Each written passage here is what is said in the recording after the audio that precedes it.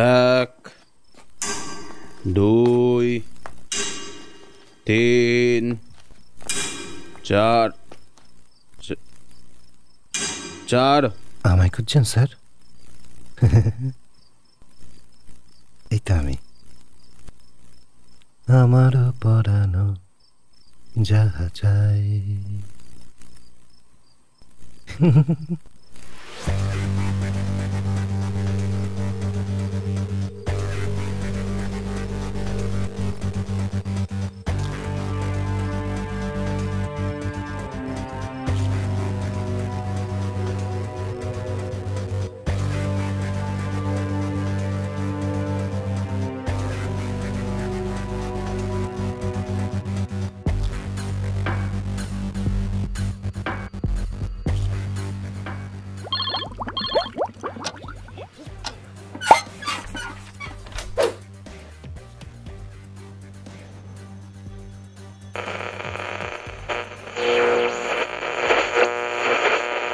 তোমরা শুনছো 86.7 তোমার এফএম, আর আমি আরজে সৃজন। আর আজ তোমাদের জন্য অমর্ত্য তালুকদারের লেখা আমারও পড়ানো যাহা চায়। অমর্ত্য তালুকদার উত্তর 24 পরগনার সোদপুরের বাসিন্দা। তিনি পেশায় একজন সফটওয়্যার ইঞ্জিনিয়ার। বর্তমানে তিনি একটি বহুজাতিক সংস্থায় কর্মরত এবং অবসর সময়ে ভালোবাসেন লিখতে। ইতিমধ্যে তার লেখা বহু গল্প অডিও হিসেবে প্রকাশিত হয়েছে এবং আরো বেশ কিছু ইন্টারেস্টিং গল্প আসতে চলেছে।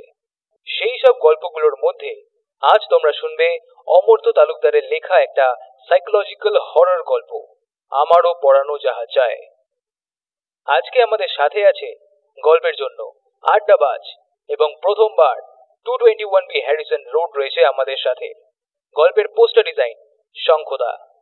আজকের গল্প পাঠে সৌমেনদা, প্রদীপ্তদা, সুমিতেন্দ্রদা, নবনীতাদি, সুপ্রজা এবং আমি আরজে সৃজন।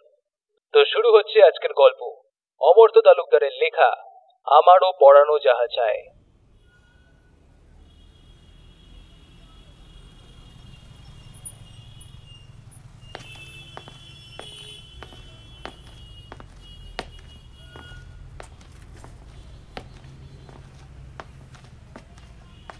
এটাকে ঠিক কিসের ঘটনা বলা উচিত তা আমি জানি না।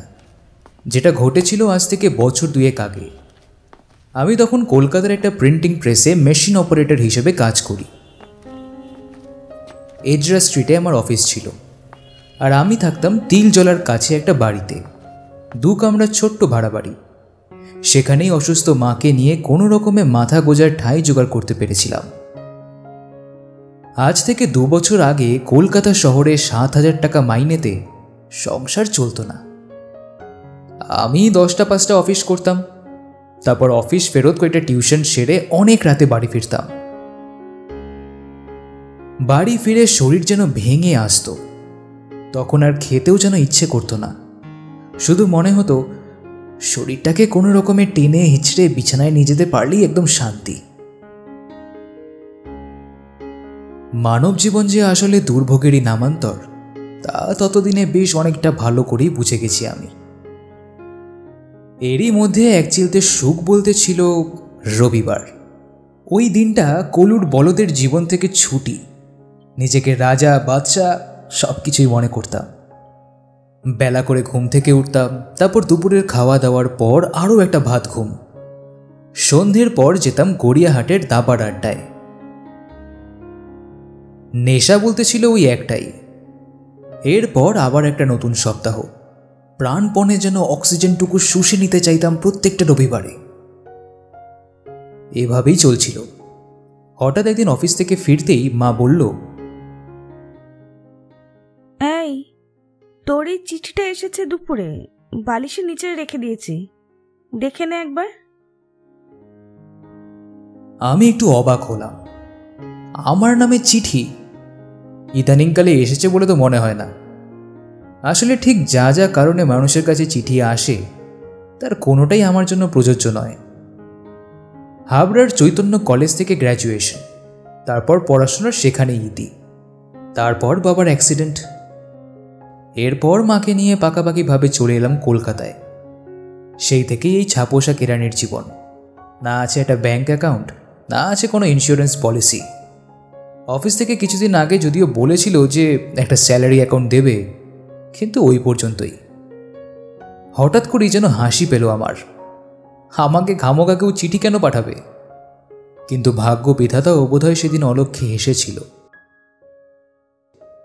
আমার জীবনটাই রাতারাতি বদলে দিয়েছিল ওই চিঠিটা। কথায় বলে, খ্যাপায় খুঁজিয়া ফেরে পরশ পাথর। কিন্তু আমার ক্ষেত্রে হলো তার উল্টো। এখানে পরশ পাথর খুঁজে নিল খ্যাপাকে। ব্যাপারটা খুলে বলি। খামটা দেখেই বুঝেছিলাম সেটা একটা রেজিস্ট্রি চিঠি, তবে সেটা আমার নামে নয়, এসেছে মায়ের নামে।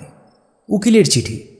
ভদ্রলোকের নাম দীপদেশ খাসনবিশ, প্রপার্টি লয়ার। অবিলম্বে ভদ্রলোক যোগাযোগ করতে বলেছেন, পরিচয়পত্র সহ।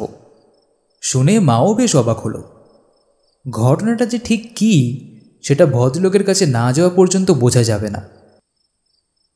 সেই মতো একদিন অফিসে ফার্স্ট হাফ ছুটি নিয়ে মা আর আমি দুজনেই গেলাম ওনার কাছে।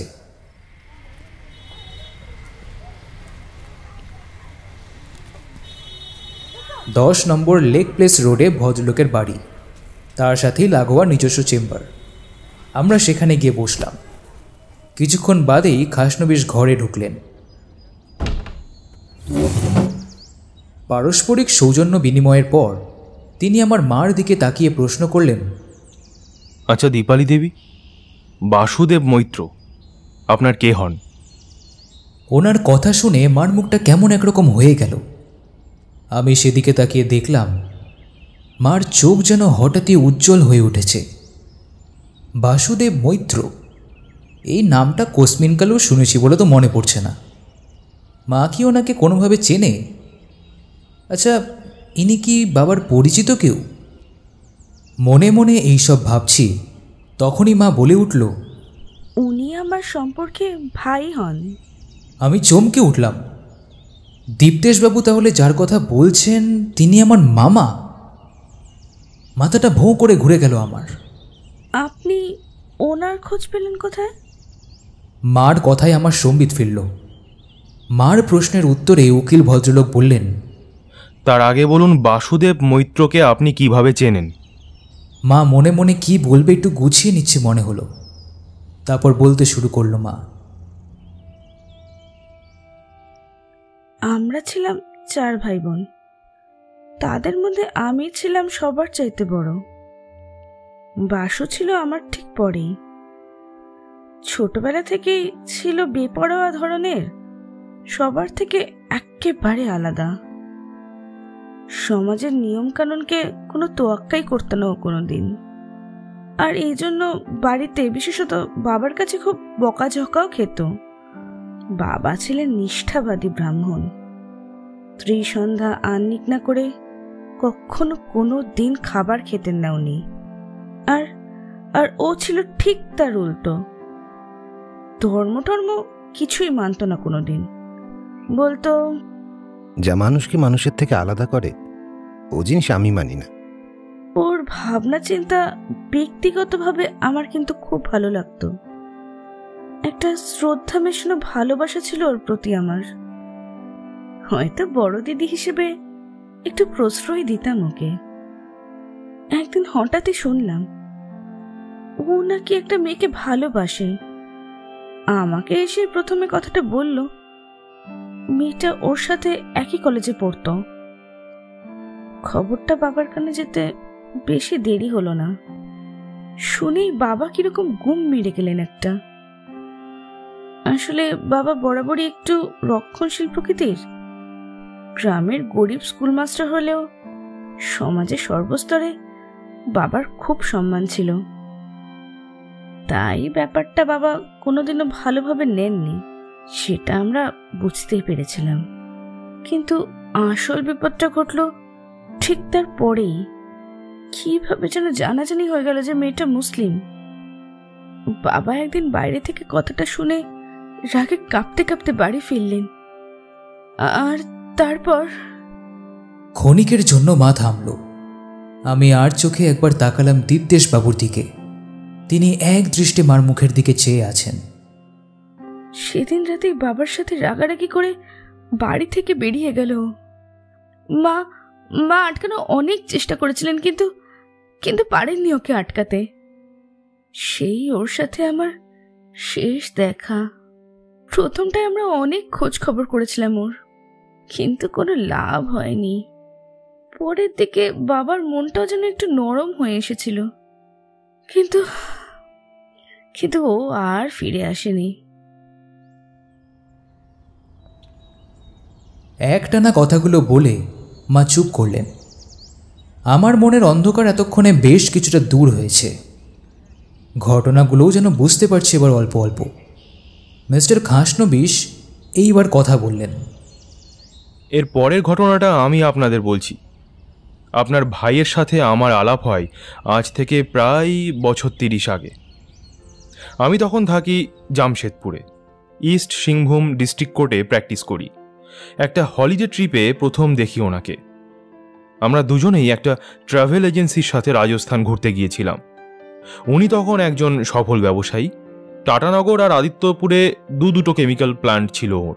ধীরে ধীরে আমাদের বন্ধুত্ব হয়, আর সেই সুবাদে ওর বাড়িতে যাতায়াত শুরু হয়। সেখানে আমি প্রথম দেখি বাসুদেবের স্ত্রী শবনমকে। ভদ্রমহিলা ছিলেন, খুব চুপচাপ প্রকৃতির, সবসময় যেন কিছু চিন্তাভাবনা করছেন এরকম আর কি। একটা জিনিস খেয়াল করেছিলাম যে আপনার ভাই ও তাঁর স্ত্রী এর সম্পর্কটা ঠিক যেন স্বাভাবিক নয়। বাইরের লোকের পক্ষে সেটা ধরা সহজ ছিল না, কিন্তু আমি ততদিনে তাদের পারিবারিক বন্ধু হয়ে উঠেছি। তাই কোথাও যে একটা অসঙ্গতি আছে সেটা আমার চোখ সহজেই ধরতে পেরেছিল। এছাড়া সে বাড়িতে ছিলেন আরও একজন, মিসেস শেলি গোমস। ভদ্রমহিলা ছিলেন সেখানকার সর্বক্ষণের পরিচারিকা। তখন প্রায় বছর 60-এর কাছাকাছি বয়স হবে ওনার। বাসুদেব আর শবনমকে মহিলা খুব স্নেহ করতেন। এরপর একটা অফিসিয়াল কাজে আমাকে বেশ কিছুদিনের জন্য দিল্লি যেতে হয়। বছরখানেক পর ফিরে এসে দেখি বাসুদেব সপরিবারে অন্য কোথাও চলে গেছে। আমি তো হতবাক। পাড়াপড়শিরা কেউ কোনো খবর দিতে পারল না, কিন্তু বাসুদেবের নাম বলাতেই তাদের মুখে যে সহজাত ভাবটা ফুটে উঠল সেটা বেশ অপ্রত্যাশিত। বুঝতেই পারলাম কোথাও মস্ত একটা গোলমাল রয়েছে। তারপর একদিন ওর ফ্যাক্টরিতে গিয়ে শুনলাম যে উনি নাকি রয়েছেন হাজারিবাগে। ফ্যাক্টরিতেও নাকি আজকাল আর তেমন আসেন টাসেন না। বোর্ড অফ ডিরেক্টররাই প্রয়োজন হলে তার সাথে যোগাযোগ করে নেয়। আমার খটকা লাগলো শুনে। অনেক ভেবে হাজারিবাগ যাওয়াই মনস্থির করলাম। গিয়ে দেখি শহরের প্রান্তে নির্জন এক জায়গায় তিনি একটা বাংলো কিনেছেন। হঠাৎ কি কারণে তাকে এইখানে চলে আসতে হলো, সেই প্রশ্নটাই আমার মাথায় ঘুরছিল। এতদিন পর আমাকে দেখে তিনি যেন অবাক বা খুশি কোনোটাই হলেন না, বরং কেমন একটা ঠান্ডা গলায় আমাকে বললেন, আপনি এসেছেন, ভালোই হয়েছে। একটা গুরু দায়িত্ব দেব আপনাকে। কথা দিন যে সে দায়িত্ব আপনি নেবেন। আমি তাকে বললাম, সেসব পরে হবে, তার আগে বলুন তো কাউকে কিছু না বলে হঠাৎ এখানে চলে এলেন কেন? আর আপনি কি অসুস্থ? এ কি চেহারা হয়েছে আপনার? তারপর একটু থেমে বললাম, বৌদি কোথায়? দেখছি না যে তাকে। তিনি আমার কথার কোনো উত্তর দিলেন না, বরং বেশ কিছুক্ষণ চুপ করে রইলেন। তারপর আমায় বললেন, চলুন আজ স্টাডিতে যাই, কাজের কথাটা আগে সেরে নিই।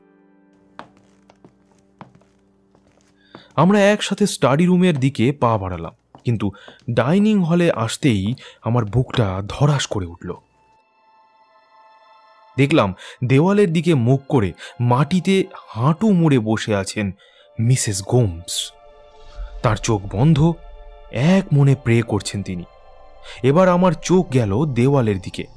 সেখানে একটা মোমবাতি জ্বলছে, আর সেই মোমবাতির আলোয় আমি দেখলাম দেওয়ালে টাঙানো একটা ছবি। আমার চিনতে কোনো অসুবিধা হলো না, শবনমের ছবি সেটা। নিজের চোখকে আমি যেন বিশ্বাস করতে পারছিলাম না। শবনম আর নেই। অজান্তেই একটা হাহাকার বেরিয়ে এলো আমার গলা থেকে। এ কি বাসুদেব, বৌদি, কিভাবে এরকম কবে হলো, কিভাবে? অনেকগুলো প্রশ্ন যেন পরপর আপনা থেকেই উঠে এলো। বাসুদেব ওর কটুরাগত চোখে আমার দিকে তাকিয়ে বলল, heart attack, massive heart attack. অনেক চেষ্টা করেছিলাম, ধরে রাখতে পারলাম না। কিছুদিন হাসপাতালে কোমায় ছিল, তারপর সব শেষ। কথাগুলো যেন অনেক দূর থেকে ভেসে আসছিল। আমি যেন সেদিন ওর গলায় একটা আক্ষেপের সুর শুনতে চেয়েছিলাম, কিন্তু ও খুব সহজভাবেই বলছিল কথাগুলো।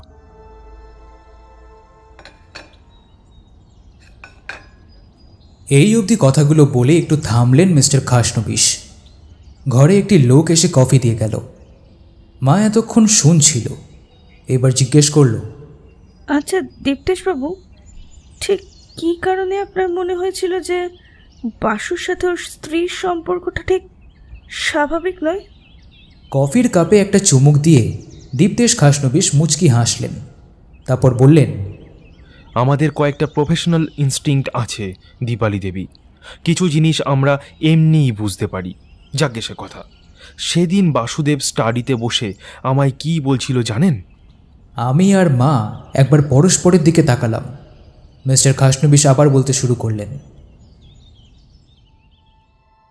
সেদিনই প্রথম আমি আপনাদের কথা শুনি।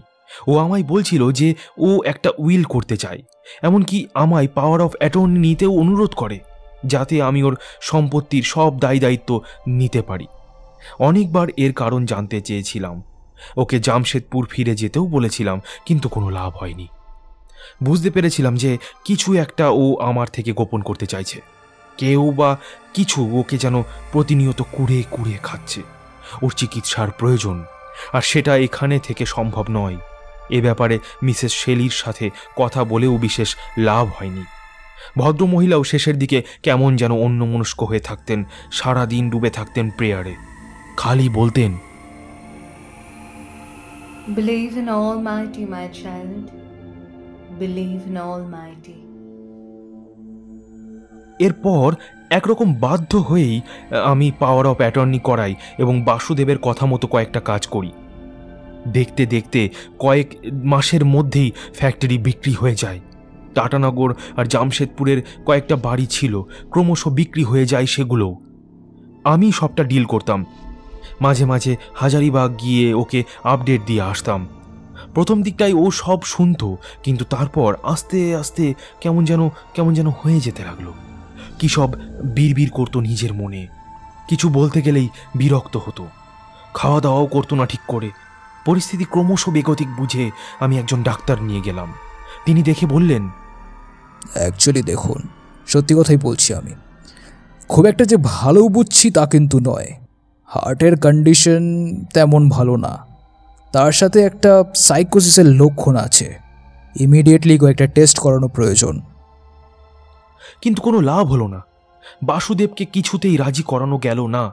এর বেশ কিছুদিন পর একদিন মিসেস গোমসের ফোন এলো। ভদ্রমহিলার উৎকণ্ঠিত কণ্ঠস্বরে শুনে বুঝলাম যে এবার সাংঘাতিক কিছু একটা হয়েছে। হাজারিবাগ পৌঁছে বাসুদেবকে দেখে আমার ধাঁধা লেগে গেল। এ কাকে দেখছি? মাসখানেক আগেও তো এর চেয়ে অনেক ভালো দেখে গেছি ওকে। সারা মুখে খোঁচা খোঁচা দাড়ি গোঁফ, মুখে যেন কেউ কালি লেপে দিয়েছে। শরীরটা সামনে নুয়ে পড়েছে বেশ খানিকটা। এই এক মাসে যেন কয়েক বছরের বয়স বেড়ে গেছে ওর। আমাকে বলতেই হলো, তুমি তো চিন্তাই ফেললে হে। না, তোমাকে আমি নিয়ে যাব এবার জামশেদপুর। কিন্তু ও বলল, না না, তা সম্ভব নয়। এবার তোমায় আমার শেষ কাজটা করতে হবে। আমার যদি কিছু হয়ে যায় তাহলে এই সব সম্পত্তি পাবে আমার বর্দি। প্লিজ, আর সেই ব্যবস্থা তোমায় করতে হবে। কথা থামিয়ে একবার মায়ের মুখের দিকে তাকালেন মিস্টার খাসনবিশ। বাকি কথাগুলো মাকে উদ্দেশ্য করেই বললেন, বাসুদেব আমাকে ওর পৈতৃক বাড়ির ঠিকানা দিয়েছিল। আপনার শ্বশুর বাড়ি যে হাবড়ায়, সেটা ওখানে গিয়েই আবিষ্কার করি। কিন্তু অনেক চেষ্টা করেও যখন আপনাদের কোনো খোঁজ পেলাম না, তখন একরকম হাল ছেড়েই দিয়েছিলাম। পেপারে বিজ্ঞাপন দিতে পারিনি, কারণ তাতে ওর বিশেষ বারণ ছিল। শেষে একদিন আমার এক জুনিয়র হাবড়া থানা থেকে একটা সূত্র আনে, আপনার স্বামী রোড অ্যাক্সিডেন্টে মারা গেছিলেন, তাই তো? মা নীরবে তাকিয়ে থাকে ভদ্রলোকের দিকে। এরপর সেই সূত্র ধরেই আপনাদের কলকাতার ঠিকানাটা পাই। এবার আমাকে দয়া করে ছুটি দিন। মিস্টার দীপ্তেশ খাসনবিশ চুপ করলেন। আমি বা মা কেউই খানিকক্ষণ কোনো কথা বলতে পারলাম না। মার দিকে তাকিয়ে দেখলাম তার চোখ ছলছল করছে। আচ্ছা, বাসু কি তবে আর বেঁচে নেই? কথাগুলো বলতে গিয়ে মার গলা যেন বুঝে এলো, কিন্তু দীপ্তেশবাবু উত্তরে যা বললেন তাদের দুঃখের ভাবটা কেটে গিয়ে নিমেষে একটা বিস্ময়ের ভাব ফুটে উঠল আমাদের মুখে। উনি বেঁচে আছেন দীপালি দেবী, কিন্তু বদ্ধ পাগল হয়ে গেছেন। সে কি? কথাটা নিজে থেকেই বেরিয়ে এলো আমার মুখ থেকে। দীপ্তেশবাবু ধীরে ধীরে ওপর নিচে মাথা নাড়ালেন, তারপর বললেন, শেষের দিকে আমি কাজের চাপে আর হাজারিবাগ যেতে পারতাম না, তবে ফোনে খবরাখবর নিতাম। বেশিরভাগই মিসেস গোমসের সাথে কথা হতো, বাসুদেবের সাথে কথা খুব একটা হতো না, খুবই কম। ফোন ধরলেও চুপ করে থাকতো। ফোনের ওপারেও শ্বাস প্রশ্বাসের শব্দ পেতাম। এরপর আস্তে আস্তে তাও বন্ধ হয়ে গেল। দিনের পর দিন ফোন করে গেছি, কেউ ধরেনি। একদিন হাজারিবাগ সদরখানা থেকে ফোন এলো। গিয়ে দেখলাম বাসুদেব এক প্রকার শয্যাশায়ী, শরীরটা যেন বিছানার সাথে মিশে গেছে, ক্রমাগত ভুল বকে চলেছে আর বদ্ধ পশুর মতো চিৎকার করছে থেকে থেকে। এমনই অবস্থা যে হাত পা বেঁধে রাখতে হয়েছে তার। উফ, সে কি দৃশ্য! ডাক্তারের সাথে কথা বলে জামশেদপুরে নিয়ে এলাম ওকে সেদিনই। ভর্তি করালাম অ্যাসাইলামে। আর তারপর কেটে গেছে দীর্ঘ 12 বছর। আমি চলে এলাম কলকাতায়, যদিও হাসপাতাল কর্তৃপক্ষের সাথে আগাগোড়াই যোগাযোগ রেখে চলেছি আমি, কিন্তু নো হোপ। মেডিকেল সায়েন্স অনুযায়ী ইটস ইনকিউরেবল। একটু থামলেন ভদ্রলোক। এদিকে মার দুগাল বেয়ে গড়িয়ে পড়ছে জলের ধারা। আর শেলি গোমস, তার কি হলো? আমি উত্তেজিতভাবে জিজ্ঞেস করলাম। টেবিলের দিকে দৃষ্টি নিবদ্ধ করে মিস্টার খাসনবিশ বললেন, তিনি আত্মহত্যা করেছিলেন। শুনে পায়ের তলা থেকে মাটি যেন সরে গেল আমার। ঘরের থমথমে পরিবেশটা কাটিয়ে আবার কথা বললেন ভদ্রলোক। স্থির চোখে আমার দিকে তাকিয়ে বললেন, এবার আপনারা দয়া করে আপনাদের দায়িত্ব বুঝে নিন। এ ভার আমি আর বইতে পারছি না।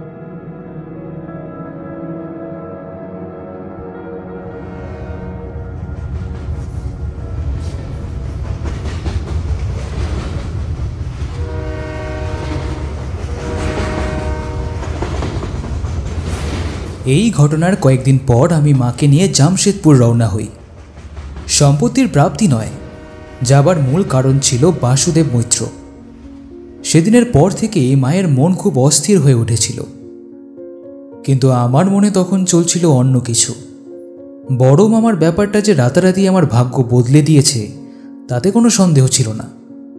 কিন্তু আশ্চর্যই মানুষের মন, যে আমি নিজেকে ভাবতাম যে আমি যথেষ্ট সংবেদনশীল একটা মানুষ, আজ আমার এহেন চিন্তায় আমি যেন কোনোভাবেই নিজেকে দোষ দিতে পারলাম না। জামশেদপুরে পৌঁছে আমরা প্রথমে গেলাম অ্যাসাইলামে। মিস্টার খাসনবিশ আগে থেকেই কথা বলে রেখেছিলেন, তাই খুব একটা অসুবিধে হলো না আমাদের। মেন্টাল হসপিটালের পরিবেশ যে দেখেনি তার পক্ষে অনুমান করা শক্ত। সুস্থ মানুষও এখানে এসে যেন অসুস্থ বোধ করে। আমরা এসে দাঁড়ালাম একটা সেলের সামনে।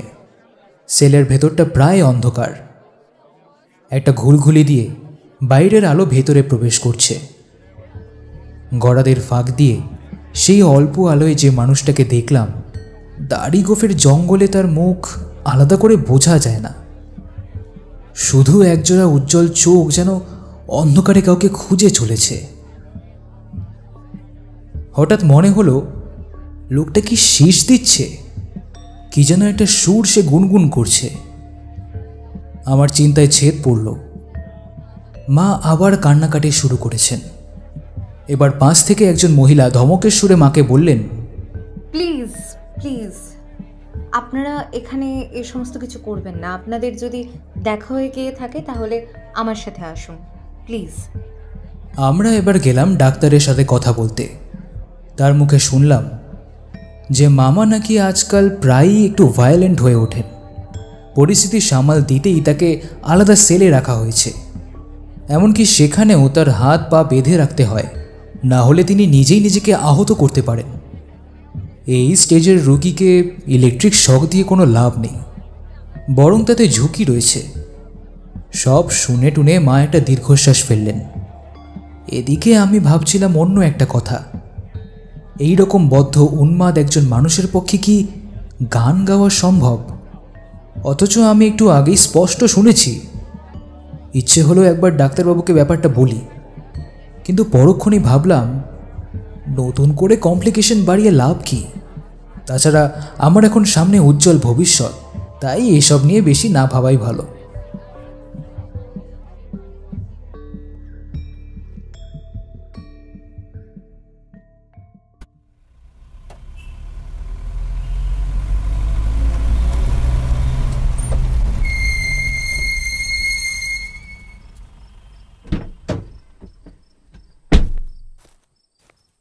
সেদিন রাতেই আমরা হাজারিবাগ পৌঁছলাম। দীপ্তেশবাবুই সমস্ত ব্যবস্থা করে দিয়েছিলেন। রাতের অন্ধকারে সেই বাংলোর সামনে দাঁড়িয়ে আমার প্রথম অনুভূতি হয়। আমি কোনোদিনও ভাষায় প্রকাশ করতে পারবো না সেটা। আমার মতন যারা রাতারাতি গলি থেকে রাজপথে এসে দাঁড়িয়েছে, বোধহয় তারা কেউই পারবে না। বাংলোতে সবসময় একজন কেয়ারটেকার ছিল, রামদুলারি। মিস্টার খাসনবিশ তাকে নিযুক্ত করেছিলেন। বড় মামাকে হাসপাতালে ভর্তি করার পর এই বাংলোর দেখভাল সেই করত। দেহাতি লোক, যেমন লম্বা তেমনই স্বাস্থ্য। বুঝতে পারলাম এই নির্জন পরিবেশে যোগ্য লোকই ঠিক করেছিলেন ভদ্রলোক। আমাদের দেখে রামদুলারি হাসি মুখে বেরিয়ে এলো।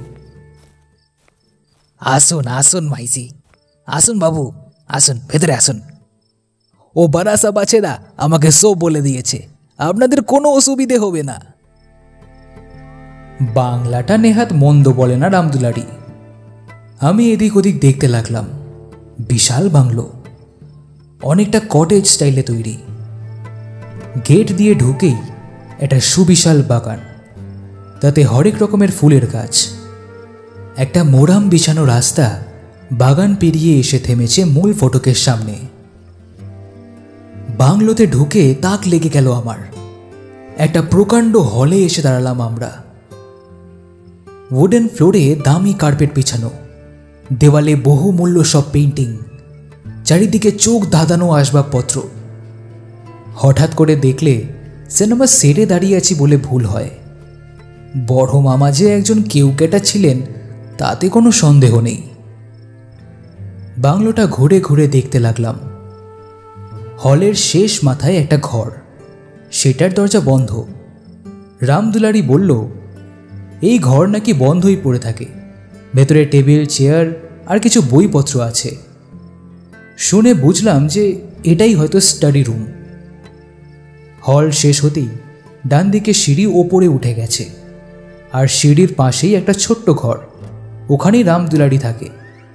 দেখে মনে হলো ওটা হয়তো আগে রেস্টরুম জাতীয় কিছু একটা ছিল।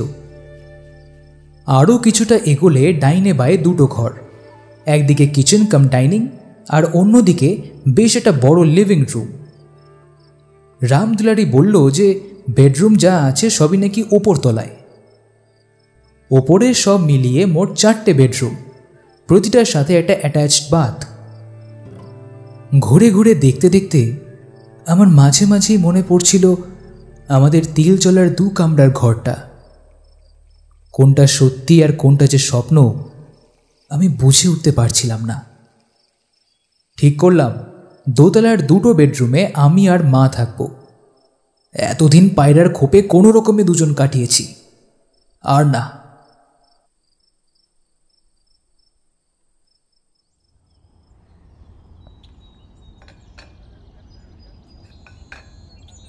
পরের দিন দুপুরে খাবার সময় মা একটা কথা বললেন। হ্যাঁ রে, তোর মনে আছে দীপ্তেশবাবু একটা ছবির কথা বলেছিলেন? আমার মনে পড়ে গেল। শবনম, মানে আমার বড় মামের ছবির কথা বলেছিলেন ভদ্রলোক। আমি বললাম, হ্যাঁ মনে আছে, কিন্তু এ বাড়িতে তো সেরকম কোনো ছবি চোখে পড়ল না আমার। মার মুখের দিকে তাকিয়ে মনে হলো মাও যেন কিছু একটা চিন্তা করছে। একবার রামদুলারিকে জিজ্ঞেস করলে হয় না? উত্তরে মা বলল, দরকার নেই, হয়তো আদেও ও কিছুই জানে না, তার চেয়ে বরং থাক, ছেড়ে দে। এরপর এ নিয়ে মার সাথে আর কোনো কথা হয়নি আমার। এদিকে যত দিন যেতে লাগলো আমি বেশ মজে উঠলাম। একদিকে দুবেলা রামদুলারির হাতের অসাধারণ রান্না, আর অন্যদিকে প্রকৃতির মনোরম সহচর্য, দুই মিলিয়ে আমি যেন স্বর্গ সুখে ভাসতে লাগলাম। দৈনন্দিন কাজ বলতে প্রায় কিছুই ছিল না। কলকাতা সেই অসহ্য জীবন আর বড় মামার ট্র্যাজেডি, দুটোই যেন কেমন ফিকে হয়ে আসতে লাগলো। কিন্তু এর পরেই ঘটতে শুরু করলো এমন কিছু অদ্ভুত ঘটনা যা আমার নিস্তরঙ্গ জীবনে একটা আলোড়ন সৃষ্টি করলো।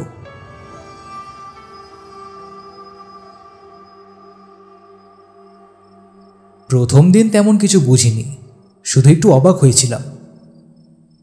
আমার বেডরুমটা ছিল দোতলার এক প্রান্তে, সেখান থেকে বাংলোর বাগানটা পরিষ্কার দেখা যায়। আমি অনেক রাত অবধি জেগে বই পড়তাম। আসলে শুয়ে বসে দিন কাটছে, তাই রাতে চট করে ঘুম আসতে চাইতো না।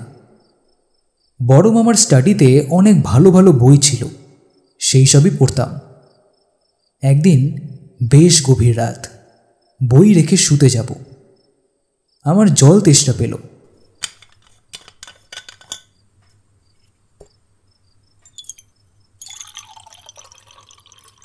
জলের গ্লাস হাতে আমি এসে দাঁড়ালাম জানলার সামনে। বাইরে বেশ সুন্দর চাঁদের আলো। কি মনে হতে আমি বাগানের দিকে তাকালাম। দূরে এক কোণে একটা বোগেনভিলিয়া গাছ দেখলাম, তার ঠিক সামনে একটা মেয়ে দাঁড়িয়ে আছে। আবছা অন্ধকারেও বেশ বুঝতে পারলাম সে এক দৃষ্টে তাকিয়ে আছে এই জানলার দিকে। প্রথমটাই আমার একটু সন্দেহ হলো, কোনো বদমতলবে কেউ ঢুকে পড়েনি তো। আমি যতক্ষণ জানলার সামনে দাঁড়িয়ে রইলাম, সেও একইভাবে একই জায়গায় দাঁড়িয়ে রইল। আমার মনে হলো একবার রামদুলারিকে গিয়ে ডাকি আমি। তারপর ভাবলাম, বেচারি সারাদিন খাটাখাটনি করে হয়তো এখন ঘুম হচ্ছে, তার চেয়ে আমি বরং একবার গিয়ে দেখি। টর্চ হাতে আমি নিচে নেমে এলাম। হল পেরিয়ে দরজা খুলে এসে দাঁড়ালাম বাগানে। গোটা বাগানটা চাঁদের আলোয় ভেসে যাচ্ছে। ঘর থেকে দেখে যা বুঝেছিলাম এখানে চাঁদের আলো তার চেয়ে কয়েক গুণ বেশি। কিন্তু কোথায় কে? কেউ কোথাও নেই। আমি দৌড়ে গেলাম গাছটার কাছে। আশ্চর্য, এরই মধ্যে গেল কোথায়? হঠাৎ একটা ব্যাপার দেখে আমি এবার কেঁপে উঠলাম। মুখ দিয়ে একটা অস্পষ্ট আর্তনাদ বেরিয়ে এলো। আমার চোখ গেল আমার ঘরের দিকে। ঘরের লাইটটা এখনো আগের মতোই চলছে। জানলার সামনে এখন দাঁড়িয়ে একটা নারী মূর্তি, যেখানে একটু আগে আমি দাঁড়িয়েছিলাম। ঘরের আলো এসে পড়ছে তার পিঠের ওপর। তার মুখ দেখা যাচ্ছে না, কিন্তু সে যে এদিকেই তাকিয়ে আছে তা বুঝতে অসুবিধে হয় না। ঘর থেকে ঠিক যতটা স্বতঃস্ফূর্তভাবে বাগানে এসে দাঁড়িয়েছিলাম তা এখন আমার কাছে আর অবশিষ্ট নেই। আমার পা যেন চলতে চাইল না। কতক্ষণ এভাবে বাগানে দাঁড়িয়ে আছি আমার খেয়াল নেই। হঠাৎ চটক ভাঙতেই দেখি জানলায় কেউ নেই।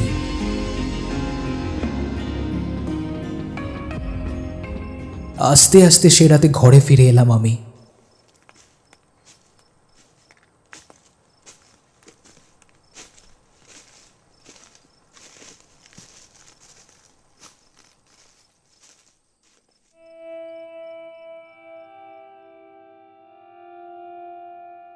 এরপর কয়েকদিন আর কিছুই ঘটল না।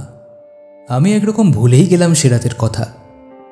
কিন্তু তারপরেই আবার একটা কাণ্ড হলো, আর এবারের ঘটনায় আমি বেশ হকচকিয়ে গেছিলাম। সেদিন দুপুরে খাওয়া দাওয়ার পর ঘরে বসে বিশ্রাম করছি। বেশ একটু তন্দ্রা মতো এসছে।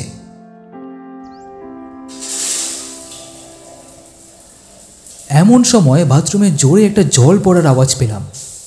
মনে হলো হঠাৎ করে কেউ যেন সবকটা কল একসাথে খুলে দিয়েছে।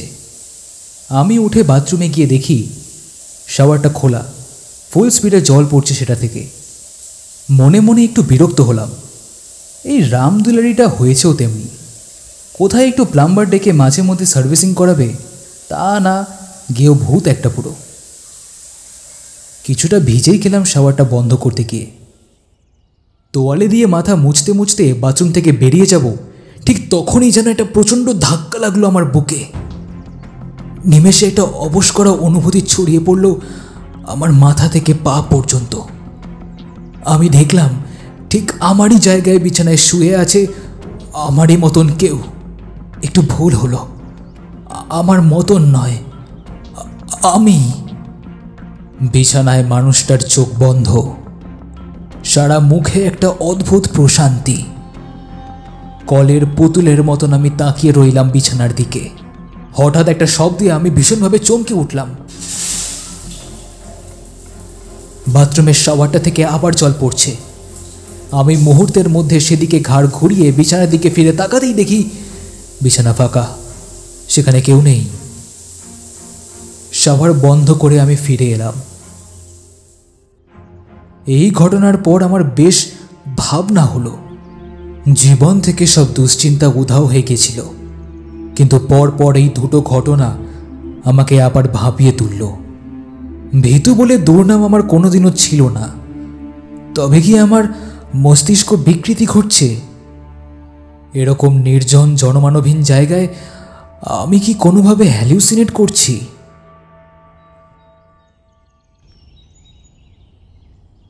আমি ঠিক করলাম পরের দিন থেকে এক্সারসাইজ শুরু করব। কলকাতায় সুখ ছিল না বটে, কিন্তু শরীরটা খাটতো খুব, আর তার ফলে মনটাও তাজা ছিল। এখানে শুধু খেয়ে আর ঘুমিয়ে কেমন যেন হেজে গেছিলাম। না, শরীরটা ফিট থাকলে মনটাও ফুরফুরে থাকবে। সেই মতো মাকে বললাম কাল থেকে আমাকে একটু সকালে ডেকে দিতে। মা এখনও আগের মতনই ঘুম থেকে ওঠে। একতলায় হলঘরের একটা দিকে নিজের মতন করে ঠাকুর ঘর বানিয়ে নিয়েছে মা। রামদুলারি রোজ মাকে বাগান থেকে ফুল এনে দেয়, সেসব নিয়ে মা বেশ আছে। শুধু মাঝে মধ্যে হঠাৎ হঠাৎ হাহুতাশ করে বলে, বাসুটার যে কি করে এমন হলো? অমন দুর্দান্ত ছেলের আজ এই দশা। আর আর তার চেয়ে তো কষ্ট হয় শবনমের জন্য। আমি হতভাগের মুখটাও দেখতে পেলাম না একবার। ওর শোকেই ভাইটা বোধ হয় আমার। বলতে বলতে মায়ের গলা বুঝে আসে প্রত্যেকবার। আমি পরদিন থেকেই জোর কদমে লেগে পড়লাম।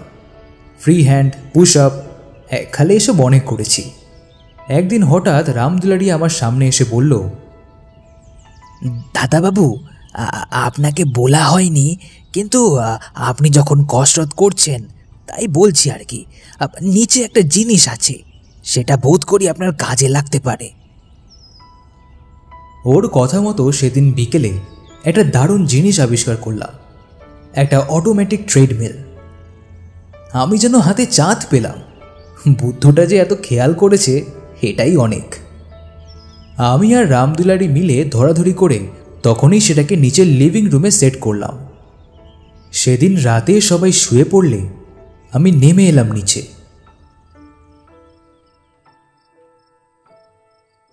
ট্রেডমিলটা একবার চালিয়ে দেখতে মন চাইছে। জিনিসটা আদৌ কাজ করে কি না কে জানে, না হলে শুধু শুধু পরিশ্রমটাই মাটি। কিন্তু আমাকে অবাক করে দিয়েই চালু হয়ে গেল সেটা।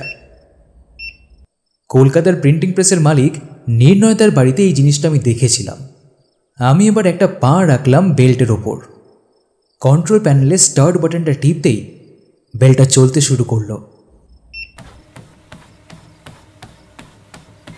একটা তৃপ্তির অনুভূতি হলো আমার। কাল থেকে রোজ এটা ব্যবহার করব আমি। কিছুক্ষণ চলার পর ট্রেডমিলটা অফ করতে গেলাম আমি, আর সঙ্গে সঙ্গে একটা খটকা লাগলো আমার। কন্ট্রোল প্যানেলটা কাজ করছে না কেন? আমি আবারও সুইচ টিপলাম, কিন্তু না, কোনো ফল হলো না। একইভাবে চলছে ট্রেডমিলটা। এবার আচমকাই আমাকে আরও অবাক করে দিয়ে বেলটা আরও জোরে ঘুরতে শুরু করে দিল। আমি দৌড়তে শুরু করলাম, প্রথমে জোরে, তারপর আরও জোরে। ক্রমশ এবার ছুটতে লাগলাম, আমি পাগলের মতন টিপতে লাগলাম সুইচগুলো, কিন্তু মেশিনটার কোনো কন্ট্রোলই আর কাজ করছে না। আমি ততক্ষণে ঘামতে শুরু করেছি।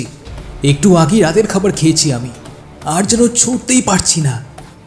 বুকটা হাঁপের মতন ওঠানামা করতে লাগলো। একবার মনে হলো ট্রেডমিল থেকে লাফিয়ে পড়ি, কিন্তু সেটা এখন এতটাই জোরে ছুটছে যে নামলেই ছিটকে পড়বো আমি।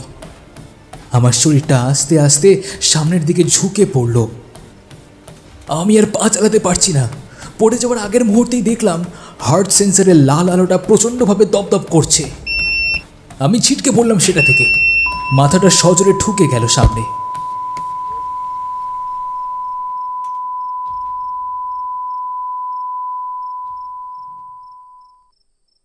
চোখে যেন এক মুহূর্তের জন্য অন্ধকার দেখলাম আমি।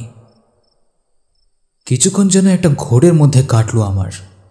তারপর উঠতে যেতেই দেখি রাম দুলারি সামনে দাঁড়িয়ে। সে এগিয়ে এসে আমায় ধরে তুলল। বুঝলাম যে ও আওয়াজ শুনে ও ঘর থেকে বেরিয়ে এসছে। আমার কপালটা বেশ চিনচিন করছিল। রাম দুলারির কথায় এতক্ষণে বুঝলাম যে সেটা কেটে গেছে। সে ব্যস্ত হয়ে মাকে ডাকতে যাচ্ছিল। আমি বারণ করলাম তাকে। আর চোখে একবার তাকালাম ট্রেডমিলটার দিকে, সেটা এখনও আগের মতোই নিশ্চল। এই ঘটনার পর আমি বুঝতে পারলাম যে কোথাও একটা গোলমাল আছে এই বাড়িতে। এমন কিছু একটা আছে যা যুক্তি বুদ্ধি দিয়ে বিচার করা সম্ভব নয়। সবসময় একটা অস্বস্তি, একটা ভয় আমাকে গ্রাস করতে থাকলো। খালি মনে হতো এক্ষুনি একটা কিছু ঘটবে। মন বলতে লাগলো এ বাড়িতে না এলেই বোধহয় ভালো হতো। বাড়িটা ভালো নয়। একটা অশরীরী অস্তিত্ব যেন এ বাড়ির সর্বত্র ছড়িয়ে আছে, আর সেটা সর্বক্ষণ অনুসরণ করছে আমাকে। ভাবলাম পরের দিন মাকে সব খুলে বলবো আর আমরা কলকাতায় ফিরে যাব। কিন্তু সে রাতেই এমন একটা ঘটনা ঘটল যা আমার বাকি মনোবলটুকু নিঃশেষ করে দিল। আমি বুঝতে পারলাম এতদিন ধরে যা যা ঘটছে সেগুলো নেহাতি বিচ্ছিন্ন কোনো ঘটনা নয়। সব কিছুর পেছনেই একটা মানে আছে। সেদিন রাতে খাওয়ার পর আমি বড় মামার স্টাডিতে এলাম। আমার ঘুম আসছিল না। ভাবলাম সারা রাত বই পড়ি কাটিয়ে দেব। সেই মতো রাম দুলারিকে বললাম একটু জলের ব্যবস্থা করে দিতে। সে একটা বোতলে জল আর একটা ফ্লাস্কে কফি দিয়ে গেল। আমি মামার বুক সেলফটা দেখতে লাগলাম। কত ধরনের বই যে মানুষটার কালেকশনে ছিল তা দেখলে সত্যি অবাক হতে হয়। হঠাৎ আমার চোখ গেল একদম শেষ কোণার দিকে। একটা ডায়েরি, বহু পুরনো একটা ডায়েরি। কিসের ডায়েরি এটা? তবে বুঝতে খুব একটা দেরি হলো না আমার। সেটা আসলে একটা দিনলিপি। কিছুটা ইতস্তত করে সেটার প্রথম পাতা উল্টালাম আমি। প্রথম পাতায় 32 বছর আগের একটা তারিখ লেখা। মনে মনে একটা চাপা উত্তেজনা অনুভব করলাম। এ ডায়েরি কি বড় মামার? আমি পড়তে শুরু করলাম। 3/5/1988, জামশেদপুর। আজ আমার জীবনের সবচেয়ে আনন্দের দিন। আমি আর শবনম আজ বিয়ে করলাম। Civil marriage. দুজনের কারোরই পরিবার উপস্থিত ছিল না। আমার তরফে ছিল কয়েকজন কলিগ আর ওর দুজন বন্ধু। জাঁকজমক নেই, কিচ্ছু নেই, একটা বিয়ে হয়ে গেল। শবনম একটু মুষড়ে পড়েছিল, কিন্তু আমি ওকে ভালোবেসে কাছে টেনে নিলাম। এই দিনটার জন্য আমরা দুজনেই অনেক দিন অপেক্ষা করেছি। বাড়ি ছাড়ার পর আমরা একে অপরকে কথা দিয়েছিলাম, যতদিন না নিজের পায়ে দাঁড়াবো ততদিন আমরা বিয়ে করব না। গত সপ্তাহে আদিত্যপুর সাইটে প্রোডাকশন স্টার্ট হয়েছে। আমার নিজের পেটেন্ট, আর তার থেকেই এই ফ্ল্যাগশিপ কোম্পানি। সত্যি মা দিদি আজ যদি এখানে থাকতো। লেখাটা পড়ে আমি খানিকক্ষণ চিন্তা করলাম। দিদি বলতে এখানে নিশ্চয়ই আমার মায়ের কথা বলা হয়েছে। পাতার নিচের দিকের একটা জায়গায় আমার চোখ গেল। রবীন্দ্রনাথের গানের একটা লাইন লেখা আছে সেখানে, আমারও পরানো যাহা চায়। অদ্ভুত, হঠাৎ এখানে এই লাইনটা কেন? ভাবতে ভাবতেই পরের পাতা উল্টালাম আমি। 21শে নভেম্বর 1992, টাটানগর। আজ টাটানগরে নতুন সাইট উদ্বোধন হলো। আদিত্যপুরের মতো এই ফ্যাক্টরিটা আমার বহুদিনের স্বপ্ন ছিল। মন্ত্রী, local MLA, president, chamber of commerce, এছাড়াও ছিলেন আমার কোম্পানির বোর্ড অফ ডিরেক্টরসরা আর আমার বন্ধু সস্ত্রীক অ্যাডভোকেট দীপ্তেশ খাসনবিশ। সবই খুব সুন্দর মিটল। সন্ধে ডেলিগেটসের জন্য ডিনার অ্যারেঞ্জ করেছিলাম। পার্টিতে হঠাৎই আমার কানে এলো মিসেস ট্যান্ডন আর পায়েল নিজেদের মধ্যে কিছু আলোচনা করছে। Mrs Renu Tandon, she is one of my board of directors, প্রচণ্ড ব্রাইট একজন লেডি। আমাদের যে কোনো কর্পোরেট ইভেন্টস থাকলে উনি সেটা হোল্ড করেন। এ কথা আছে না, বিউটি উইথ ব্রেন, এর এরকম জ্বলন্ত উদাহরণ আমি আগে দেখিনি।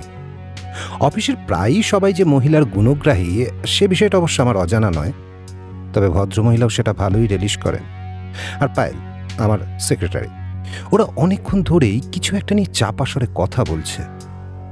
হঠাৎ শবনমের নামটা আমার কানে যেতেই আমি দাঁড়িয়ে পড়লাম। ওরা আমাকে খেয়াল করেনি। এবার পায়েলের চাপা হাসি শুনতে পেলাম। ও বলছে, আচ্ছা ম্যাডাম, আপনিই বলুন না, পার্টিতে কেউ শাড়ি পরে আসে নাকি? আর তাও কিনা আবার এমডির বউ। মিসেস ট্যান্ডনের প্রতিক্রিয়াটা বোঝা গেল না, অবশ্য ওর কথাটা শোনা গেল। বুঝলে পায়েল, আসল কথাটা হলো ক্লাস। অন্য ড্রেস ক্যারি করতে পারবে না, তাই শাড়ি পরেছে। ফিগারটা দেখেছ? স্যার যে কি করে ওকে টলারেট করে, বাবা! তা যা বলেছেন ম্যাডাম, স্যারের পাশে একদমই বেমানান। আমার কান গরম হয়ে উঠল। আমি আর দাঁড়াতে পারলাম না, নিঃশব্দে সেখান থেকে সরে এলাম। ওরা হয়তো আরো কিছু কথা বলবে, কিন্তু কিন্তু না, তা শোনার ইচ্ছে আমার আর হলো না। রাতে আমার ঘুম আসতে চাইছিল না। সন্ধ্যে থেকেই মনটা কেমন খচখচ করছে। আমারই কর্মচারীরা আমার আড়ালে শবনমকে নিয়ে এইরকম আলোচনা করে। অস্বস্তিটা বাড়তে লাগলো। আমি শবনমের দিকে তাকিয়ে দেখলাম ও অকাতরে ঘুমোচ্ছে। আচ্ছা, ও কি সত্যি খুব বেমানান? ইদানিং যে ও বেশ ওয়েট গেইন করেছে তাতে কোনো সন্দেহ নেই, কিন্তু তার জন্য ঠিক কতটা খারাপ দেখতে লাগে ওকে। আমি শবনমের উপর ঝুঁকে পড়ে ওকে আরও ভালোভাবে দেখতে লাগলাম। ওর দেহের চড়াই উতরাই আমার হাত পেরিয়ে যেতে লাগলো নিমেষে। এ শরীর আমার বহুদিনের চেনা, কিন্তু আজ যেন আমি অন্য কিছু করছি। হঠাৎই মিসেস ট্যান্ডনের আবেদনময় শরীরটা আমার চোখের সামনে যেন ভেসে উঠল। মুহূর্তে হাত সরিয়ে নিলাম শবনমের উপর থেকে। মনে হলো একটা ঠান্ডা সরীসৃপের গায়ে এতক্ষণ হাত বোলাচ্ছিলাম আমি। এমন একটা অনুভূতি যা এর আগে কখনো হয়নি। অজান্তেই আমার চোয়াল শক্ত হয়ে উঠল। একটা নিষ্ফল আক্রোশে নিজের হাঁটুতে একটা সজোরে ঘুষি মারলাম। আমি নেমে এলাম বিছানা থেকে। না না না, এভাবে আমার ঘুম আসবে না। বাথরুমে গিয়ে চোখে মুখে জল দিলাম।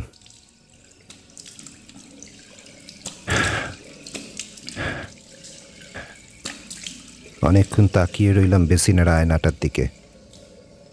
আয়নার এই মানুষটাকে তো আমি চিনি। এই মানুষটা আজ অবধি কোথাও হারেনি, আজও হারবে না। হ্যাঁ, আমি শিল্পপতি বাসুদেব মিত্র। আজ থেকে ঠিক 6 মাসের মধ্যে শবনমকে আমি তৈরি করব। আর তারপর একটা গ্র্যান্ড পার্টিতে ওকে সবার সামনে নিয়ে এসে তাক লাগিয়ে দেব। রেনু ট্যান্ডন আর বাকিদের মুখের ভাব সেদিন কেমন হবে সেটা ভাবতেই আয়নায় মানুষটার মুখে একটা অদ্ভুত হাসি ফুটে উঠল। আমার পরানো যাহা চাই তুমি দাই তুমি তাই গো। এই পাতাটা শেষ করে আমি একটু চুপ করে বসে রইলাম। মিস্টার খাসনবিশের কথা মনে পড়ে গেল আমার। ওনার কথাটাই তাহলে ঠিক, বড় মামা ও তার স্ত্রীর মধ্যে একটা দূরত্ব ছিল বটে। আমার উত্তেজনাটা এখন আগের থেকে বেশ কিছুটা বেড়ে গেছে। জানতে ইচ্ছে করছে কি কি ঘটেছিল এরপর। এই পাতাটাও শেষ হয়েছে যথারীতি সেই গানের লাইনটা দিয়েই, আমারও পরানো যাহা চায়। 15/2/1993, হাজারিবাগ। মাসখানেক হলো হাজারিবাগে এসেছি। অনেক ভেবে এই নির্জন পরিবেশে চলে আসাই ঠিক মনে করলাম। শবনমকে এখানে আরও অনেক বেশি সময় দিতে পারবো। জামশেদপুরে থাকতেই ওর জন্য একজন ট্রেনার রেখেছিলাম, তাকে বুঝিয়েও দিয়েছিলাম আমি ঠিক কি চাই। কিন্তু তারপরেও জামশেদপুর থেকে খুব একটা লাভ হয়নি। আমি রোজ লক্ষ্য করতাম যে শবনমের মধ্যে সামান্যতম কোনো পরিবর্তন চোখে পড়ছে কিনা। বেশ কিছুদিন কেটে যাওয়ার পরও যখন কিছু হলো না, তখন একদিন আমি ট্রেনারকে ডেকে পাঠালাম। সে কিছুক্ষণ আমতা আমতা করে বলল, আসলে স্যার মানে ম্যাডাম ডায়েট কিছুতেই ফলো করছেন না, আর এক্সারসাইজও করতে চান না, তাই আর কি, মানে একটু সময় লাগবে। আমার মাথায় যেন আগুন জ্বলে গেল। সময় লাগবে মানে? এদিকে আমার মান সম্মান সব যেতে বসেছে, অথচ আরেকজনের কোনো হুঁশই নেই। সেদিন রাতে শবনমের সাথে খুব অশান্তি হলো। ও প্রথমটা একটু অবাক হয়ে গিয়েছিল, কেমন অদ্ভুতভাবে আমার দিকে তাকিয়েছিল। তারপরে মনস্থির করলাম যে আগামী কয়েকটা মাস আমি ওর সাথে সব সময় থাকবো। হ্যাঁ, সব সময়। এই মুহূর্তে এটাই আমার জীবনের সব থেকে বড় অ্যাসাইনমেন্ট। এখানে আসা স্তক শবনম কেমন চুপচাপ হয়ে গেছে। মিসেস গোমসকে আমি শবনমের জন্য একটা ডায়েট চার্ট বানিয়ে দিয়েছি। উনি রান্না করে দিলে আমি নিজে বসে থেকে শবনমকে পুরোটা খাওয়াই। প্রথম খেতে চাইতো না, শেষে ধমক দিয়ে খাওয়াতাম। ও যাতে এটা সেটা খেতে না পারে তার জন্য মিসেস গোমসকে আমি বলে দিয়েছিলাম। উনি কিচেনে সবসময় তালা দিয়ে রাখতেন। এ বাড়িতে ওর জন্য আমি একটা ট্রেডমিল আনিয়েছি। তাছাড়া আমি নিজে দাঁড়িয়ে থেকে ওকে এখন এক্সারসাইজ করাই। প্রথম কয়েকটা দিন কিছুক্ষণ পরেই ঘ্যান ঘ্যান শুরু করতে লাগলো। ওই আর পারছি না, আবার কাল করব, এইসব। আমার ধৈর্যের বাঁধ ভাঙতে লাগলো।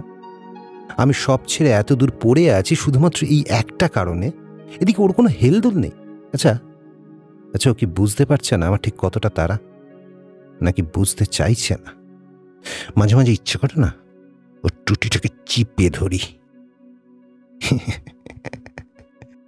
শবনম বোঝে না।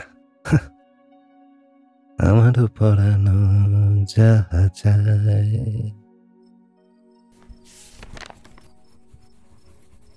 7 এপ্রিল 1993, হাজারিবাগ। আজকাল আমি একটা চাবুক সাথে রাখি, হিল হিলে সাপের মতো একটা সরু চাবুক।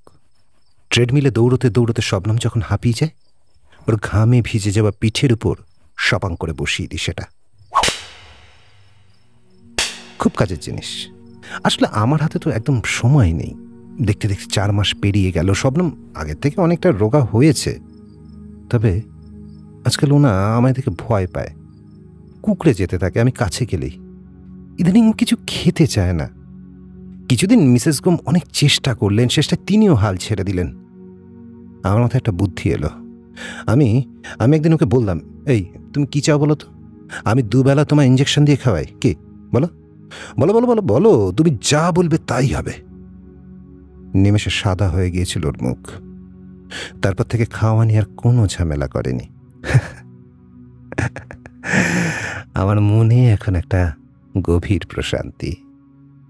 খুব শিগগির আমি আমার অভীষ্টে পৌঁছাতে চলেছি। 19 মে 1993, হাজারিবাগ। কাল সন্ধেবেলা একটা বিচ্ছিরি ঘটনা ঘটে গেল। ট্রেডমিলে রোজকার মতো দৌড়চ্ছিল শবনম। আমি ওর সামনেই একটা সোফায় বসেছিলাম। হঠাৎ মিসেস গোমস এসে বললেন, আমার একটা ফোন এসেছে। ঘর থেকে বেরিয়ে কিছুটা এগোতেই একটা জোরে আওয়াজ পেলাম। ঘরে এসে দেখি শবনম মাটিতে পড়ে গো গো আওয়াজ করছে। ওর চোখ যেন ঠিকরে বেরিয়ে আসতে চাইছে। ট্রেডমিলের রানিং বেলটাও তখনও একইভাবে ঘুরে চলেছে। রাতেই হাসপাতালে ভর্তি করতে হলো শবনমকে। ডাক্তার দেখে বললেন কার্ডিয়াক অ্যারেস্ট। 72 ঘন্টা না গেলে নাকি কিছু বলা যাবে না। আমার মনে হলো তাহলে কি ও আগে থেকেই অসুস্থ ছিল, আর তাই এইটুকু ধকল ওর শরীর নিতে পারল না। কোনোভাবেই যেন ওর এই পরিণতির জন্য আমি নিজেকে দায়ী করতে পারলাম না।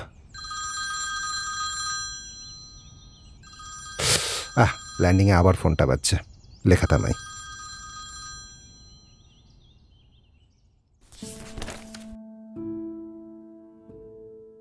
মে 1993, হাজারিবাগ। সেদিন রাতেই হাসপাতাল থেকে ফোন করে জানালো যে শবনমের লাস্ট ব্রেথ চলছে। আমরা যেন তখনই হাসপাতালে পৌঁছই। পরদিন ভোরবেলা মারা গেল শবনম। মিসেস গোমস খুব কান্নাকাটি করেছিলেন। আসলে ভদ্রমহিলা খুব ভালোবাসতেন তো ওকে। শবনম আমার সাথে বাড়ি ছাড়ার পর ওর বাড়ির কেউ আর কোনো যোগাযোগ রাখেনি, তাই কাউকে খবর দেওয়ারও কোনো ব্যাপার ছিল না। ওর ধর্ম অনুযায়ী ওকে কাছেই একটা কবরস্থানে ঘর দেওয়া হলো।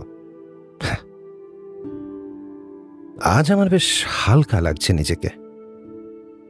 ওকে মানে শবনমকে আমি সবার সামনে তুলে ধরতে চেয়েছিলাম।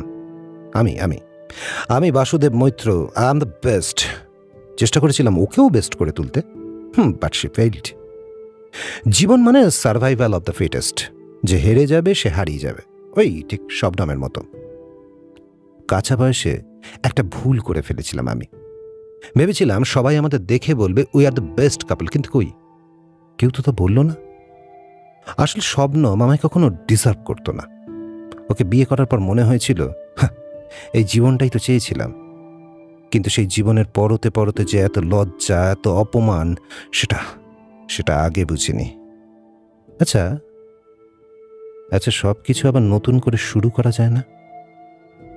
এবার আমি নিজের মতো বাঁচবো, একটা দারুণ লাইফ সবাইকে দেখিয়ে দেবো। যদি চাই এমন কাউকে জীবন সঙ্গিনী করবো যাকে দেখে দুনিয়া আমায় হিংসে করবে। উফ, ভাবতেই কিরকম শিহরণ হচ্ছে। কিন্তু এখন আমার একটু বিশ্রাম দরকার। যা ঝক্কি গেল, তাই কদিন কমপ্লিট রেস্ট। স্থানীয় একটা ছেলের মারফত একটা দারুণ জিনিস আনিয়েছি। এখানকার লোকজনের মুখেই জিনিসটার কথা প্রথম শুনি আমি। ওই এক ধরনের জঙ্গলি ফল, খেলেই শরীর মন সব জুড়িয়ে যায়। মনে হয় সুখের সাগরে ভাসছি। নিজেকে বড় হালকা লাগে। রোজ রাতে ওটা ছাড়া আমার আর ঘুম আসে না আজকাল। ঘুম ভাঙেও অনেক দেরি করে। কাজ বলতে তো মাঝে মধ্যেই ডায়েরি লেখা। আসলে আমি নিয়ম করে লিখি না। এই ডায়েরিটা হলো আমার মনের আয়না। তাই যখন আমার নিজের সাথে কথা বলতে ইচ্ছে করে আমি শুধু তখনই লিখতে বসি। একটানা কয়েকটা ঘটনা পড়ার পর আমি থামলাম। আমার মাথা দপদপ করছে। তারই সাথে মামার জন্য ভেতর থেকে উগড়ে আসছে একটা ঘৃণা। ছি, এইরকম একটা মানুষের রক্ত আমার শরীরে বইছে, এটা ভাবতেই আমার গা ঘিন ঘিন করে উঠল। কেউ কি এতটা স্বার্থপর হতে পারে, এতটা নিষ্ঠুর? একের পর এক বিজনেস ডিল করতে করতে তিনি ভুলেই গেছিলেন যে মানুষ শব্দটার আসলে অর্থ কী। হঠাৎ করে আমার চোখ চলে গেল পরের পাতায়। এর পরের দুটো এন্ট্রিতে ঠিক একটা করে লাইন লেখা। 13 নভেম্বর 1993, হাজারিবাগ। আজ খাসনবিসকে পাওয়ার অফ অ্যাটর্নি দিলাম। এবার আমি নিশ্চিন্ত। 2 ডিসেম্বর 1993, আজ অবশেষে উইলে সই করে দিলাম। ব্যাস, এই একটা কাজই আমার বাকি ছিল শুধু। এরপর ডায়েরিতে আরও দুটো এন্ট্রি আছে। প্রথমটা প্রায় 6 মাস পরের একটা তারিখ, আর শেষ লেখাটা ঠিক তার একদিন পরেই। 13 নভেম্বর 1993, আজ অনেক দিন পর ডায়েরি লিখতে বসেছি। ইদানিং আমার সবসময় কেমন একটা ঘুম ঘুম পায়। মাঝে মাঝে তো 2 দিন টানা ঘুমিয়ে থাকি। খাওয়া দাওয়া করি না ঠিক মতো, ইচ্ছেই করে না। সেই ছেলেটা এখন রোজ আসে চুপি চুপি, আমার হাতে একটা পুড়িয়া গুজে দিয়ে চলে যায়। ওই পুড়িয়াটা এখন আমার সব সময়ের সঙ্গী। কেন জানি না আজকাল বড় দুর্বল লাগে। লিখতে বসে আমার হাত কাঁপছে, কিন্তু কিন্তু তাও লেখার চেষ্টা করে যাচ্ছি। ওদিকে মিসেস গোমস বোধহয় এবার পাগল হয়ে যাচ্ছেন। আজকাল মহিলা সবসময় কেমন যেন জড়সড় হয়ে থাকেন, চারপাশে কি সব যেন খুঁজতে থাকে। সারাদিন এক মনে বিড়বিড় করে, প্রে করে যান। উনি নাকি এ বাড়িতে এভিল স্পিরিট অনুভব করেন সর্বক্ষণ। রাতে নাকি অনেক কিছু ঘটে আজকাল। হঠাৎ হঠাৎ করে ট্রেডমিল চালু হয়ে যায়, কখনো আবার দোতলার জানালার বাইরে অনেক রাতে কে যেন দাঁড়িয়ে থাকে। কাল রাতে আমি নিজের ঘরেই শুয়েছিলাম, তখনও ঘুমোইনি। সবে একটা ঘুমের আমেজ এসেছে। এমন সময় মিসেস গোমসের চিৎকার কানে এলো। ওর ঘরটা দোতলার আরেক প্রান্তে। বেরোতেই দেখি তিনি দৌড়ে আসছেন আমারই ঘরের দিকে। কিছুই বুঝলাম না কি হয়েছে। ওদিকে উনি ক্রমাগত বলে যাচ্ছেন, lord, please please save us lord, please. সে আসছে, সে আসছে, সে খুব তাড়াতাড়ি আসছে। আর কাউকে ছাড়বে না, কাউকে না। ওর শক্তি ক্রমশ বাড়ছে, ওর শক্তি ক্রমশ বাড়ছে। আমি স্পষ্ট দেখেছি রাতে প্রেয়ার করার সময়। গড, ক্রসটা উল্টো দিকে ঘুরে যেতে। Lord, please save us lord, please. বলতে বলতেই তিনি একটা অদ্ভুত কাজ করলেন। দেওয়ালে টাঙানো শবনমের ছবিটা মাটিতে ফেলে দিয়ে তাতে আগুন ধরিয়ে দিলেন।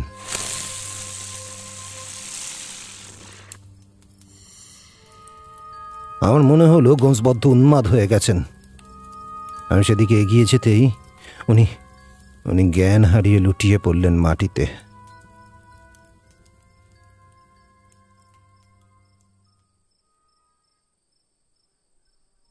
লেখাটা পড়ে আমার ঘাড়ের রোম খাড়া হয়ে উঠল। মনে পড়ে গেল আমার গতকাল রাতের ঘটনাটা। সেই ট্রেডমিলটার কথাই কি ডায়েরিতে লেখা আছে? অজান্তেই হৃৎপিণ্ডের গতি যেন বেড়ে গেল আমার। এরপর ডায়েরির শেষ পাতা। কিন্তু একটা ব্যাপার চোখে পড়তেই আমার গায়ে কাঁটা দিয়ে উঠল। গানের লাইনটা আমি আগের পাতার শেষেও দেখেছি, আমারও পড়ানো যাহা চায়। কিন্তু ডায়েরির শেষ পাতায় সেটা নেই। আমার মন যেন চাইছে না পাতাটা পড়তে। কেন জানি না মনে হচ্ছে এখানে এমন কিছু লেখা আছে যা না পড়াই ভালো। কিন্তু কৌতূহল আমি সম্বরণ করতে পারলাম না। 15 নভেম্বর 1993, হাজারিবাগ। পরশু রাতে আমি সেই বিভীষিকাকে দেখেছি। মিসেস গোমসের জ্ঞান ফিরে এসেছিল গভীর রাতে। তাকে ঘরে পৌঁছে দিয়ে আমি শুতে চলে গেলাম। উনি যেন কেমন একটা ঘোরের মধ্যে ছিলেন। রাত তখন কত খেয়াল নেই। হঠাৎ খুব কাছে একটা কাঁচ ভাঙার শব্দে ঘুমটা ভেঙে গেল। বাইরের করিডোর থেকে এসেছে আওয়াজটা। আমি টর্চ হাতে ঘর থেকে বেরিয়ে এলাম। লাইট জ্বালাতে গিয়ে বুঝলাম লোডশেডিং। টর্চের আলোয় কোথাও কিছু চোখে পড়ল না। হঠাৎ মনে হলো মিসেস গোমস ঠিক আছেন তো? আওয়াজটা কি তবে ওনার ঘরে হলো? মনে হতেই আমি ভদ্রমহিলার ঘরের দিকে এগোলাম। লম্বা প্যাসেজের শেষ প্রান্তে ওনার ঘর। সেখানে পৌঁছে দেখলাম ঘরের দরজা পেঁচানো। সামান্য ফাঁক দিয়ে একটা হলদে আলো এসে পড়েছে। উনি কি জেগে আছেন? এবার আমি আস্তে আস্তে দরজা ঠেলে ঘরে ঢুকলাম। একটা মোমবাতি জ্বলছে টেবিলের উপর। প্রথমটা কিছুই ঠাহর হলো না। আলোটা চোখে একটু সয়ে যেতে এবার আমি মিসেস গোমসকে দেখতে পেলাম। চেয়ারে বসে এক মানে কি একটা করছেন তিনি। আমি তার নাম ধরে ডাকলাম, Mrs Gomes, Mrs Gomes, Mrs Gomes. না, কোনো সাড়া নেই। আমি আরেকটু এগিয়ে গেলাম, আর এগোতেই ব্যাপারটা বুঝতে পারলাম। উল বুনছেন তিনি এত রাতে। তবে এই অন্ধকারে না, ভদ্রমহিলার মানসিক সমস্যাটা সত্যিই উদ্বেগজনক। আমি এবার একটু গলা তুলেই বললাম, আর মিসেস গোমস কি করছেন? কিন্তু কি আশ্চর্য, এবারও তার মধ্যে কোনো হেলদোল লক্ষ্য করলাম না। আমি সামনে গিয়ে এবার তার কাঁধে একটা হাত রাখলাম। আস্তে আস্তে মুখ তুলে তাকালেন তিনি। সাথে সাথে একটা আর্তচিৎকার বেরিয়ে এলো আমার মুখ থেকে। আমি কাকে দেখছি? মিসেস গোমসের দু চোখ একেবারে সাদা, আর তাতে কোনো মনি নেই। এবার তিনি ধীরে ধীরে চেয়ার ছেড়ে উঠলেন। সেই ভয়ঙ্কর দৃষ্টি নিয়ে এক পা করে এগিয়ে আসতে লাগলেন আমার দিকে। একটা পৈশাচিক হাসি ফুটে উঠেছে যেন তার মুখে। প্রচণ্ড একটা আতঙ্ক আর অবিশ্বাসের সাথে আমি এবার গলা ফাটিয়ে চিৎকার করলাম, মিসেস গোমস! গলা দিয়ে স্বর বেরোল না। এবার যেটা ঘটলো সেটা যেন আমাকে মুহূর্তের জন্য অসাড় করে দিল। মিসেস গোমস হঠাৎ হাতে ধরা উল্কাটাটা সজোরে গেঁথে দিলেন তার নিচের গলায়। পিঙ্কি দিয়ে কালচে তরল বেরিয়ে এলো সেখান থেকে। এখনো একইভাবে হাসছেন তিনি। মণিবিহীন রক্তাক্ত একটা মুখ, এক অপার্থিব হাসি হাসছে আমার দিকে তাকিয়ে। রক্তে ভিজে যাচ্ছে তার পোশাক আর ঘরের মেঝে। আমি আর দাঁড়িয়ে থাকতে পারছিলাম না। উফ, আমার পা দুটো যেন আর আমার নেই।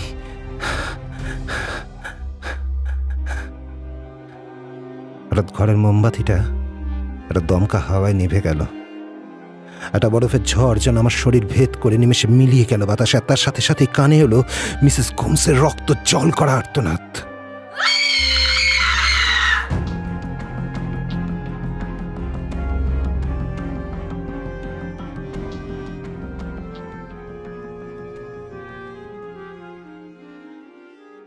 আজ দুপুরে মিসেস গোমসকে চির বিদায় দিয়ে এলাম। সিমেট্রি থেকে ফেরার সময় মনটা খুব খারাপ লাগছিল। প্রথমে মনে হয়েছিল ঝামেলায় পড়তে পারি, কিন্তু লোকাল থানার অফিসার ব্যাপারটা ভালোই সামলালেন। পোস্টমর্টেম রিপোর্ট বলছে ইটস আ সুইসাইড, কিন্তু আমি তো জানি সত্যিটা আসলে অন্য কিছু। আজ অনেক দিন পর এই বাড়িতে আমি একদম একা। সে ফিরে এসেছে। আমি জানি সে কাউকে ছাড়বে না। এবার বোধহয় আমার পালা। হ্যাঁ, আমার পালা। কিন্তু কখন সে আসবে? ওই তো আসছে। ওই যে কি আসছে ওই ঘরের দিকে। আমি শুনতে পারছি তার পায়ের শব্দ। দরজায় কে যেন দাঁড়িয়ে ধাক্কা দিচ্ছে না? ওই তো ধাক্কা দিচ্ছে দরজায়। কি ভয়ঙ্কর সে আওয়াজ! এই মনে হয় দরজা ভেঙে এসে আসবে ভিতরে। আজকের রাতই আমার জীবনের শেষ রাত।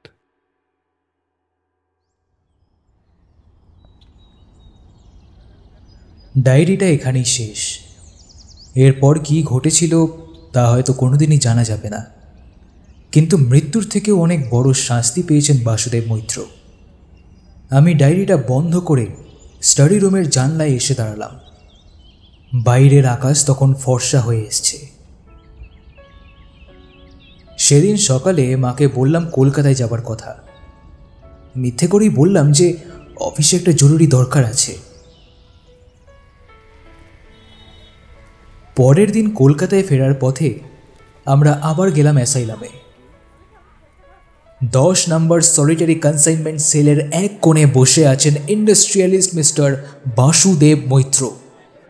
একদা অহংকারী, সবসময় দি বেস্টের পেছনে ছুটে চলা মানুষটা আজ এই অন্ধকার এক চিলতে ঘরের অজ্ঞাত বাসিন্দা। উদ্ভ্রান্ত চোখে বারবার নিজের মাথার চুল খামচে ধরছে লোকটার দিকে তাকিয়ে আমার এবার যেন একটু মায়া হলো। মুখে একটা অদ্ভুত শব্দ করে চলেছে লোকটা। সে কি একটা সুর গুনগুন করছে? হ্যাঁ, তাই তো, প্রথম দিনেও শুনেছিলাম আমি, কিন্তু আজকে হঠাৎ চিনতে পারলাম সুরটা আমি। রবীন্দ্রনাথ ঠাকুরের একটা গানের লাইন বারবার গেয়ে যাচ্ছে আপন খেয়ালে।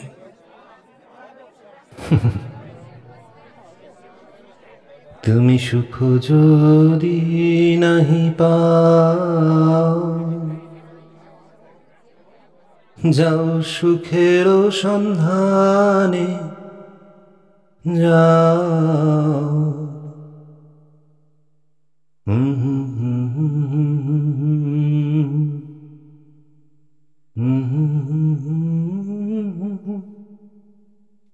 আরো কিছু নাহি চাই গো।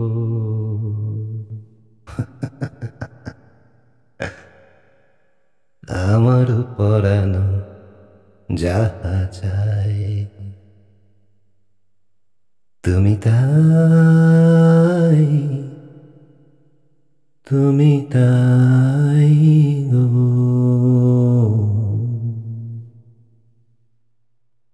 আমার পরানো যাহা চাই।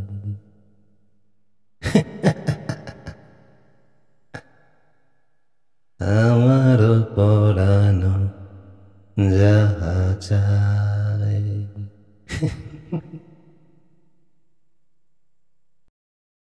শুনছিলে আজকের গল্প অমর্ত্য তালুকদারের লেখা আমারও পড়ানো যাহা চায়। গল্পের পোস্টার ডিজাইন শঙ্খদা। আজকের গল্প পাঠে ছিল সৌমেনদা, প্রদীপ্তদা, সুমিতেন্দ্রদা, নবনীদাদি, সুপ্রজা এবং আমি আরজে সৃজন। তো কেমন লাগলো আজকের গল্প কমেন্ট করতে পারো, কিংবা আমাকে ফেসবুক বা ইনস্টাগ্রামও জানাতে পারো। আমার ফেসবুক আইডি এসটি সৃজন আর ইনস্টাগ্রাম হচ্ছে এসটি সৃজন 620।